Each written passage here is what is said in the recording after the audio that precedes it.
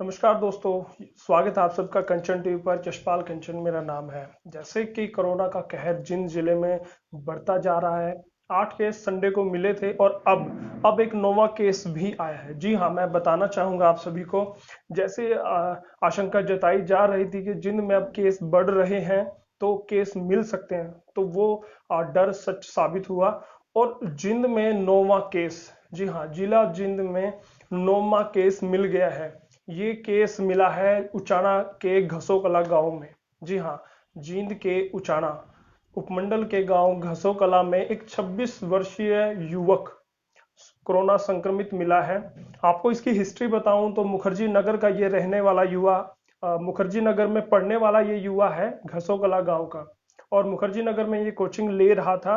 और अभी जैसे कि बताया जा रहा है, वो 18 अप्रैल को मुखर्जी नगर से अपने घर वापस आया था। और तब उसको थोड़ी सी दिक्कत थी, थोड़ा हेडेक की प्रॉब्लम थी, तो उसने आरएमपी से वहाँ इलाज कराया।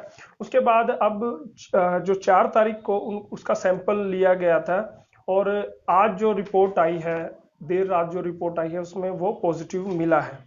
और इसके बाद अब एहतियात के तौर पर जो उसका परिवार है, जो उसकी फैमिली है, उसके माता पिता हैं, उसके जो भाई बहन हैं, उनको उनके भी सैंपल अब कलेक्ट किए जा रहे हैं। और मैं बता दूं आपको, ये सब सूचनाएं जो सीएमओ जय भगवान जट्टान है, उन्होंने खुद दी है अभी कि नोवा केस मिला है जींद जिले में। और कहीं ना कहीं अब प्रकोप बढ़ रहा है, तो आप सबको अब अवेयर रहने की आवश्यकता है। जो दर्शक अभी जुड़े हैं, मैं उनके लिए बता दूं।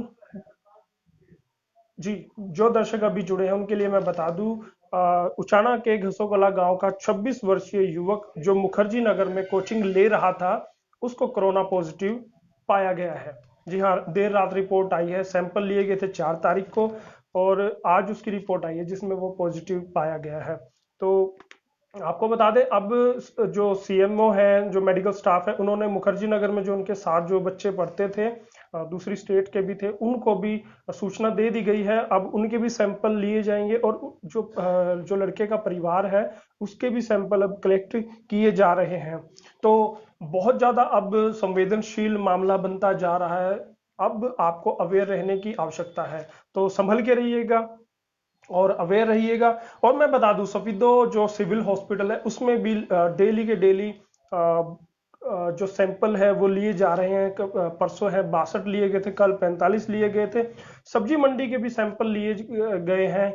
जो स्वास्थ्य विभाग है सफीदो का, सिविल हॉस्पिटल की जो स्टाफ है, मेडिकल स्टाफ, चाहे वो डॉक्टर हो, चाहे वो नर्सेज हो, चाहे वो सफाई कर्मचारी हो, सभी अपना योगदान दे रहे हैं।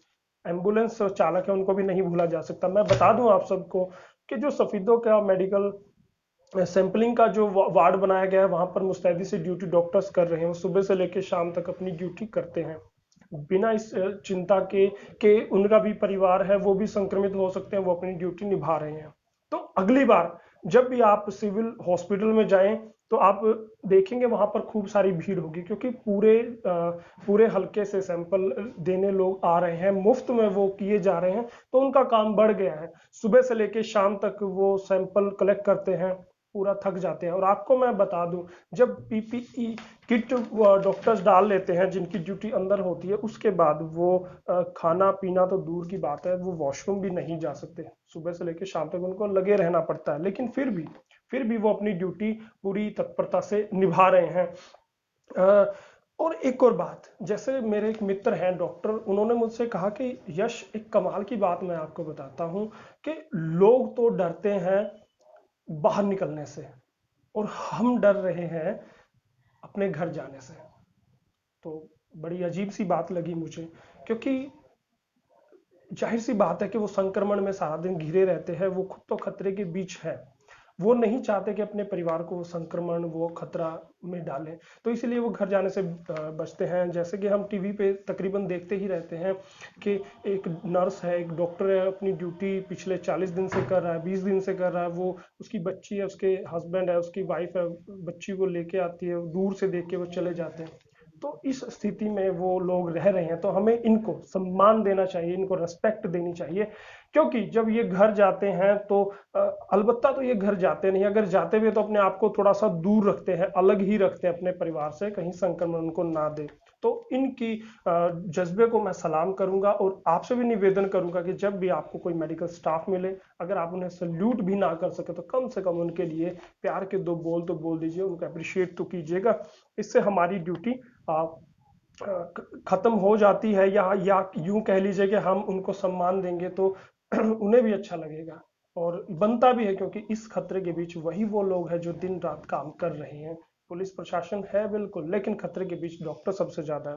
तो मैं उम्मीद करूंगा सभी से हम डॉक्टर्स की रेस्पेक्ट करेंगे और पैनिक होने की आवश्यकता नहीं है, अवेयर रहने की जरूरत है। जिन में 9 मरीज भले ही मिले हो, लेकिन हमें अब संभलने की बहुत ज्यादा जरूरत है।